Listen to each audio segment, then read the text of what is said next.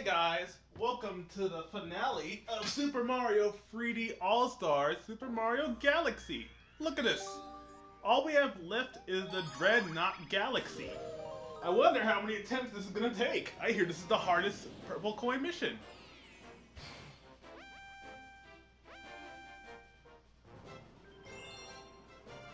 Excuse me.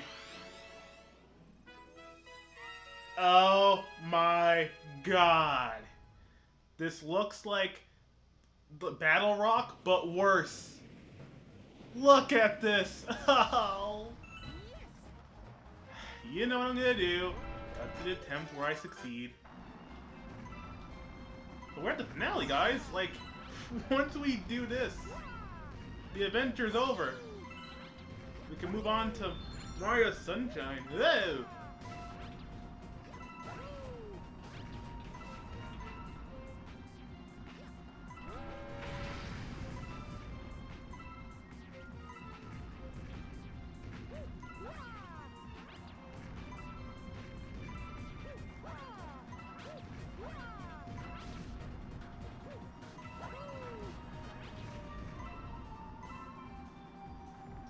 So far, so good.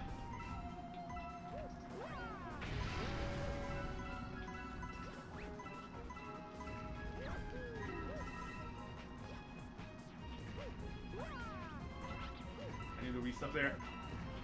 Halfway there.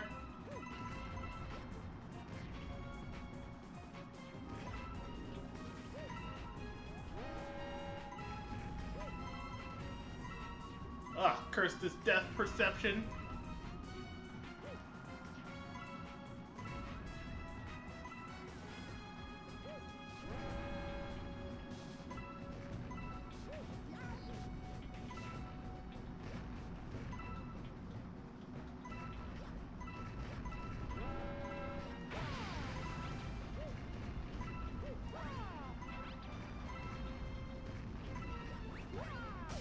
Now, Mario, go down! Mario! Oh, no, we are not. We are not gonna go all for that again. I am cutting.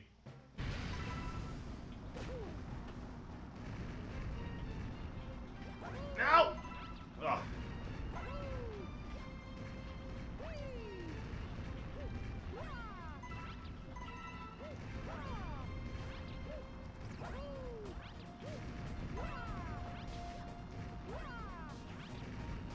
I'm gonna make it.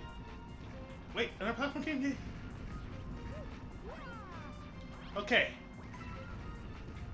Now just don't die.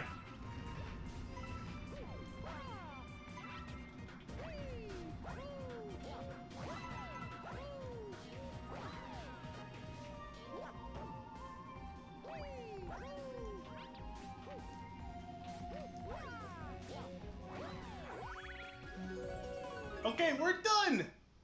Thank Christ.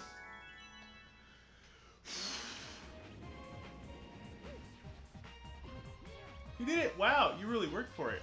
Thank you! Booyah!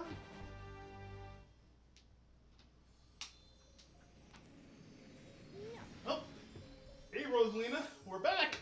We got all 120 stars. Dreadnought Galaxy is complete. Yes, we are saving the game. Why wouldn't we? Wow. We now have enough star power to go to another world. But before that, we must help your special one. Wait, I have to beat the game again? Oh. Are you prepared to travel to the center of the universe?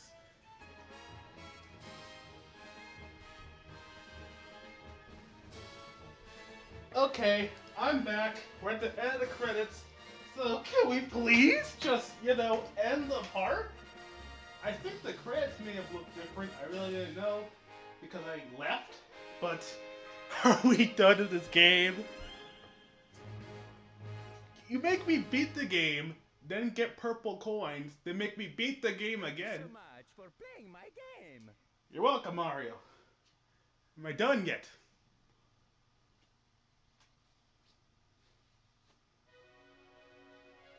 what's happening.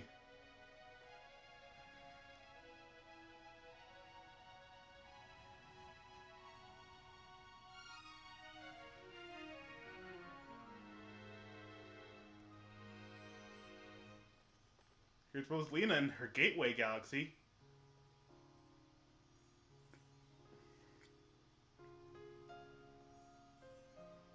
And she's watching Earth. Thank you. Thank you. I'll watch over you from beyond the stars.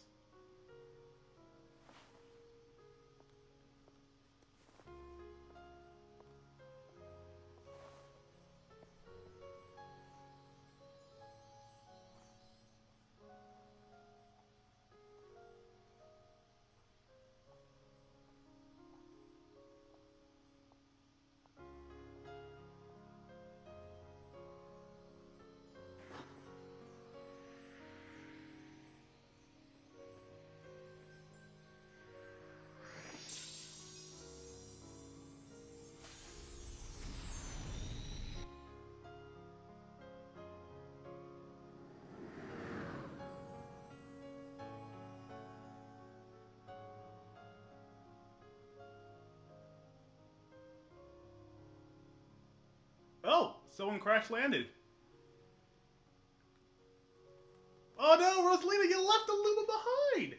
Wait, is that the same Luma from earlier? Or I guess the Luma just wants to stay there. Super Luigi Galaxy. Yes! You can now play as Luigi! That's what I've been trying to tell you guys for a long time. If you get all 120 stars, you get to play as Luigi. So, to anyone who never played these games, you're like, whoa! But it has a lot to do to get to play as Luigi. So will I do a playthrough? I don't know. So how do you play as Luigi? Did you pick another file? Look at that! Look at that. Mwah, beautiful. Luigi. Mario. Here, let's copy it.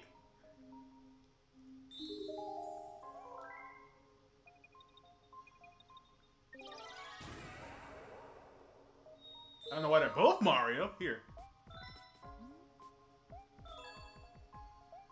There we go. So if I ever want to do a Super Luigi playthrough, got a file right here. But I'm not doing it right now because I'm tired. So, yeah.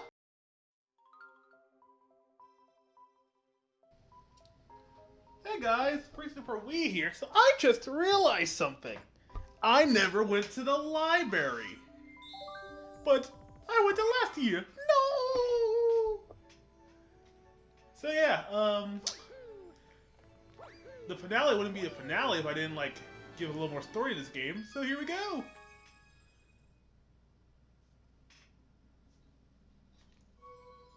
Ooh.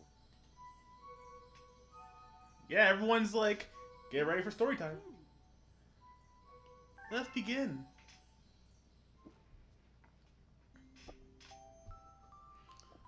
Chapter 1, The Celestial Duo. Our story begins a very, very long time ago with a young girl. One day, this girl spotted a rusted spaceship holding a small star child.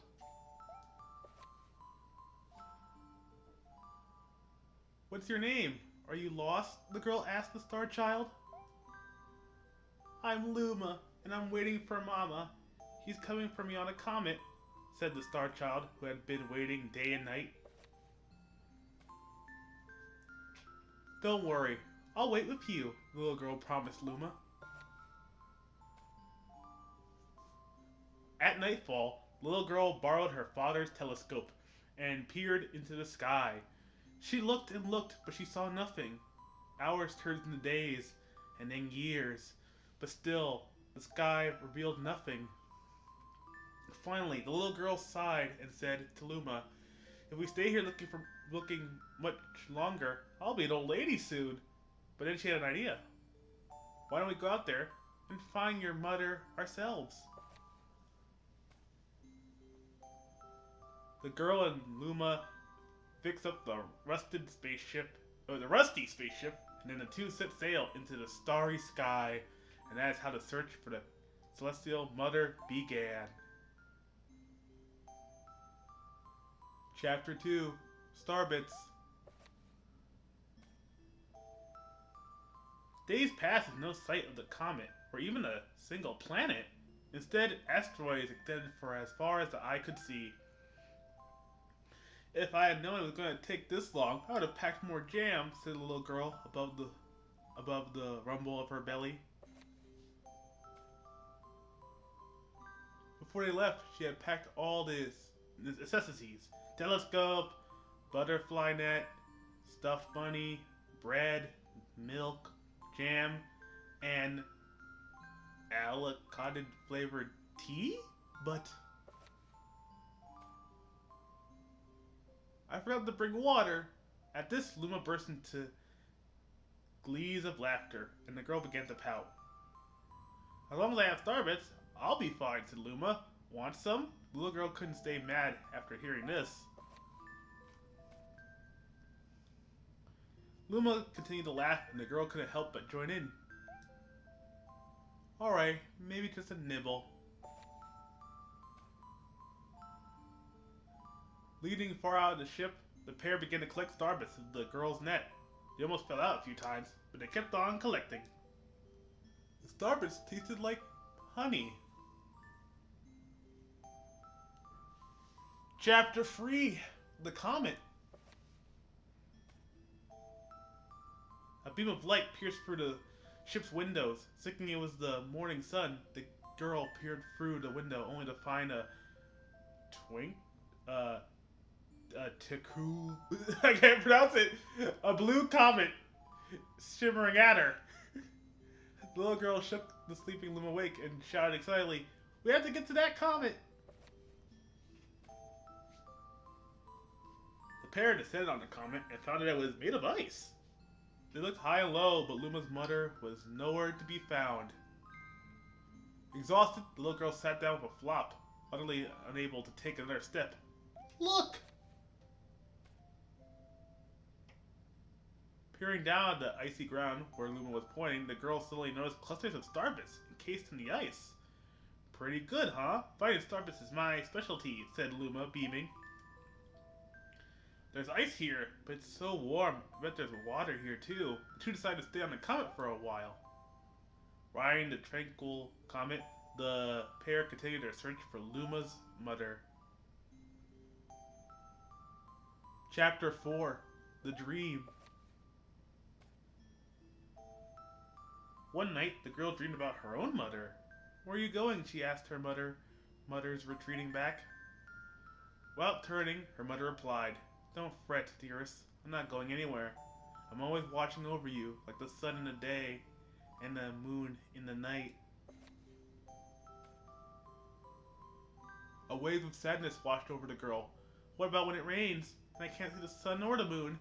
Her mother thought for a moment before responding. I will turn into a star in the clouds and wait for your tears to dry. When she woke, the girl's face was damp with tears. You have Starbits in your eyes, said Luma to the girl. Wiping her face, the girl replied, These are tears, not Starbits. I'm crying because I'll never see my mother ever again. At this, Luma began to cry too. Mama, oh mama, wah. The pair traveled through the starry skies and through they encountered many other comets. Not one of them held Luma's mother. Luma was disappointed. Now, Luma. The rain clouds won't go away if you keep crying, the girl said, giving Luma a squeeze. I'll give you a present if you stop. The girl closed her eyes and said gently, I'll take care of you. With those words, she felt a single spark in her heart. Chapter 5, Home. The kitchen will go here, and the library will go over there, the girl said, busily to herself. We'll put the gate here. Ever since ever since the girl took Luma under her care, she's been out at a feverish pace. It's a lot of work, but it's worth it to make a happy home. It turns out the Starbits weren't the only things buried in the ice. There were tools and furniture, unlike any they had ever seen, and the girl used them to build a home. Look at the complete house, Luma remarked. Don't you think it's awfully big for just the two of us? With a library, bedroom, kitchen, fountain, and gate, it was certainly spacious, but still something seemed to be missing. If only my father, brother, and mother were here, the girl said wishfully. Indeed, the house was too large for its two small residents. That night, clutching her favorite stuffed bunny close to her heart, the girl fell asleep in the starship. Chapter 6: Friends. Then one day, while the girl sat sipping her tea, a tiny, apricot-colored planet appeared on the horizon. From the planet, another Luma of the same color emerged. Do you two know each other? The girl asked the two Lumas gleefully. Despite the girl's excitement, they seemed uneasy. The two Lumas neither drew closer nor backed away from each other. Instead, they just stared. Then one Luma broke the silence. My mama! At once, the apricot parroted back. My mama! My mama! My mama! My mama! The two Lumas began to dance around the girl frantically, and neither showed any signs of stopping. The girl was so charmed by this adorable scene that she couldn't help but laugh. And that's when something very strange happened. Suddenly, more Lumas began to pop out from the apricot planet. They were different colors, but they all shouted the same thing. My mama! My mama! The sight of all the shouting Lumas only made the girl laugh harder. What am I going to do with all these children? Luma just stared blankly as she doubled over laughing. I guess we'll have to name each and every one of you. Tomorrow, once she had finished naming them all, she would begin moving all the Lumas into the new house. Chapter 7: The Telescope. After seeing their 100th comet, a sudden thought popped into the girl's head. I wonder if my family's planet is still as blue as it was. That's when she remembered her father's telescope.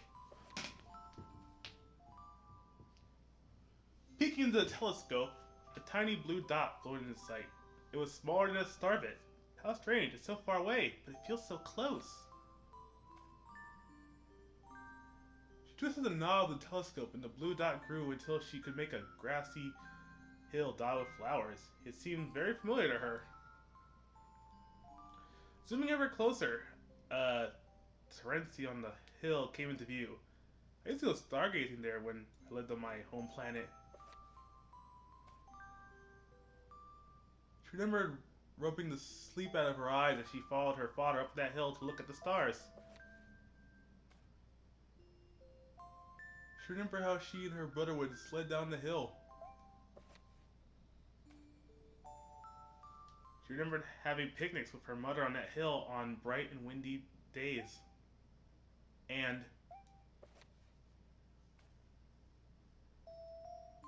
I want to go home. I want to go home right now. The girl burst into tears, and the Lumas didn't know what to do. I want to go home. I want to go back to my house by the hill. I want to see my mother. The girl was shouting now, her face wet with tears. But I know she's not there. I know all along that she wasn't out there in the sky. Because...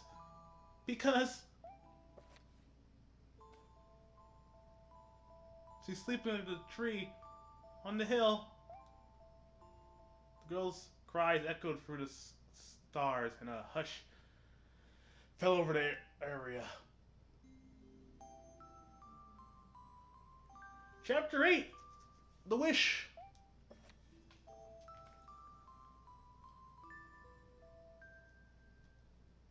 For usual quite cheery one day, the girl became sad again. Luma drew closer and tried to comfort her. Mama, you still have me. And don't be sad about your mama, because she's part of you. That means she's always close by. It's like me. I love Starburst because they remind me of my mama. No, no. The girl said, unable to stop the tears.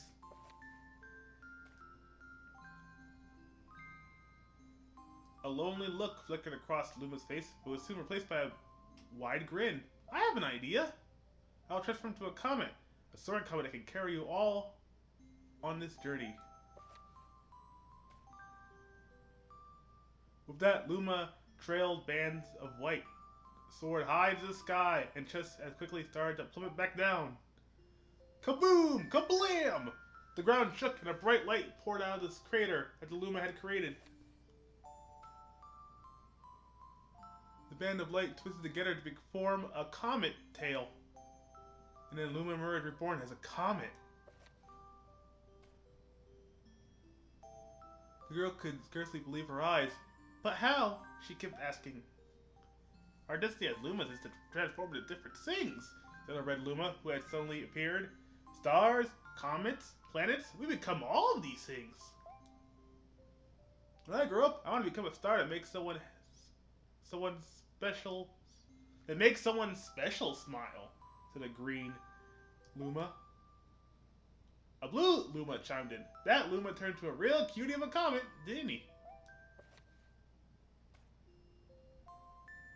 All the Lumas together said, "No more crying, Mama." Thank you, said the girl in a whisper, and she pulled the Lumas close and hugged them. From that day on, Starbits no longer fell from the girl's eyes. The comet set forth for the girl's home planet, its long tail blazing proudly behind it. Final chapter. Family. With its many lumas and telescopes, the comet was quite a sight to behold. The girl and the lumas were proud to call it home. At a welcoming party for a new luma, the girl gathered everyone in the kitchen and said in a louder voice than usual, "Alright everyone, let's make a cake sparkle with star bits. Then it will be a star cake." The lumas excitedly began to gather the ingredients. As she watched the Lumas scurry about, the girl smiled and thought to herself, "This is my family now, and I will stay with them until they are ready to leave the nest. And when they do leave, I'll see them off with a smile." Because that's what makes a mother happiest. Happiest. There we go. Can't read. That night, when the girl lay down to sleep, a soft light enveloped her in reminder of the blue planet she once called home. But it would be nice to return home once every 100 years to nap in my favorite sleeping nook. The comet carries the Lumas and the girl continue on its journey to this very day. Carrying the Lumas and the girl continues on its journey to this very day. Can't read. With more family members in tow than can be counted, it's said that the comet visits the girl's home planet once every 100 years, its proud white tail glittering in the sky. The end. That's all. That's all. My story is finished. Yeah! So, there's Rosalina's backstory. I totally forgot to show this off, but yeah, that's cool. You can't move the camera, but I bet there's, like, nothing really to show, you know? But yeah, I just wanted to show it off. Give you guys a nice little backstory finale with her. Oh, what time are we on? Okay, we're at, like, 16 minutes. That story ate up a lot of time. So I'll see you guys next time with my next playthrough. I'm thinking of hitting Super Mario 64. So, have a good one, guys. I hope you enjoyed this playthrough. Bye.